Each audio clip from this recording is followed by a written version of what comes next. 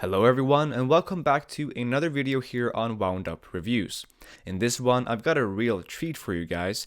This is the SBDC065, otherwise known as the SPB083J1 in international markets, and the Great Blue Hole Special Edition.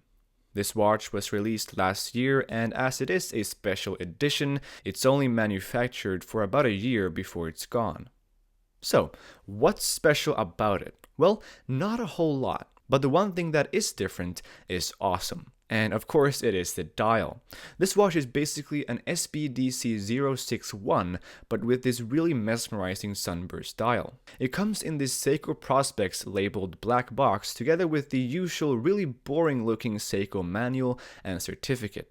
And also a really nice silicone strap that fits this watch very well and is extremely comfortable. I bought the watch 2 weeks ago and now it's time to review it. So let's begin by discussing its dimensions and how it wears.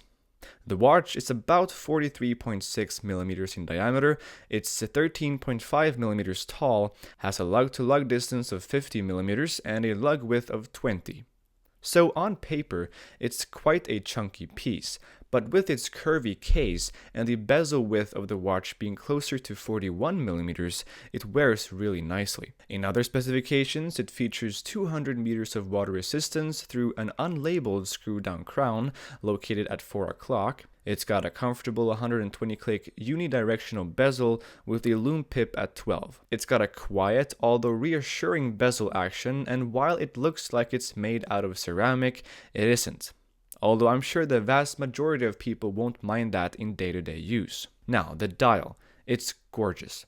It's got this deep blue/green color to it, and it really sets it apart. Indoors, it looks quite tame and has this deep blue color, though when you get it in direct light, it really lights up. The hour markers are polished and filled with Seiko's proprietary LumiBrite lume, which, as seen in this picture, is nothing short of awe-inspiring. It really is the best lume I've ever seen on a watch. Overall, the dial is very legible, and I've never had any problems with reading the time. I was a bit hesitant at first as to the design of the hour hand, but with time I really started to like it. In terms of alignment, it seems as though the chapter ring is well aligned, although the bezel is just a tiny bit misaligned to the left. It's barely noticeable unless you really get in there, but it's there. Now, there's a reason as to why this watch is called the Baby Marinemaster, or the MM200. The case shape and design is very reminiscent of those Marinemaster watches.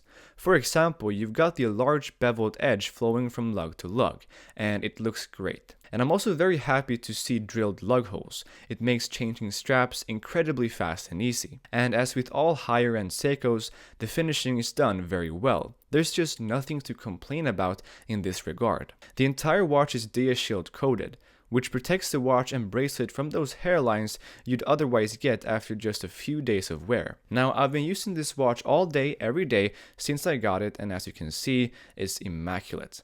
The bracelet is also really good. I love the polished top and bottom part of the center links. It gives the watch a little bit of flair without being too much. It's also very comfortable and I have to say, very befitting of this watch. Now, that's not to say everything's perfect.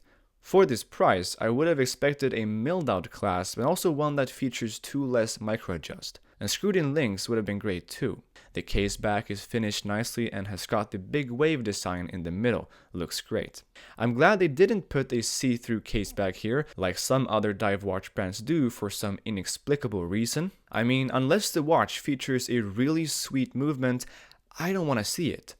Now, speaking of the movement, this watch is being powered by the 6R15D movement, and it's really good.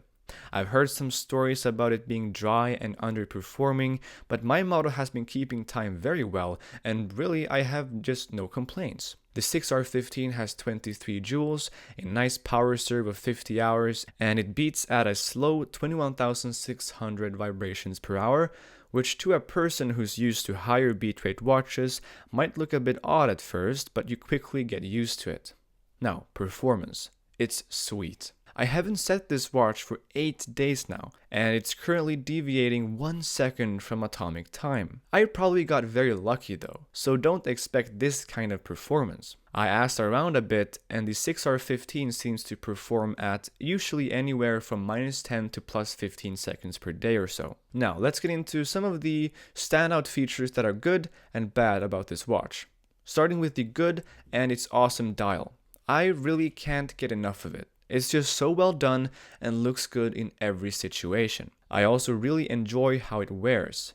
Its spec sheet could steer some people away from it, but I gotta say, it wears smaller than what its dimensions might suggest. I'm a huge fan of diashield. It really works. There is not a single scratch or even hairline on this watch after 2 weeks of continuous usage. That's very impressive. Now, the bad. I think it's too expensive. Sure, it's a special edition, and it does come with a silicone strap that's really good, but is it worth $300 to $400 more than its identical siblings? No. $100 or perhaps even $150 of a price increase would have been understandable, but this, not so much. Also, at this price, I would have expected a milled out clasp with toolless micro adjust, screwed in links, and no QC issues. All in all though, this watch is great. And it's rare for me to say this, but with this watch I actually feel like it might be a keeper. So what do you guys think about the SBDC065? Feel free to let me know in the comment section down below. Like and subscribe if you'd like to see more content just like this, and I'll catch you in my next videos. Bye bye.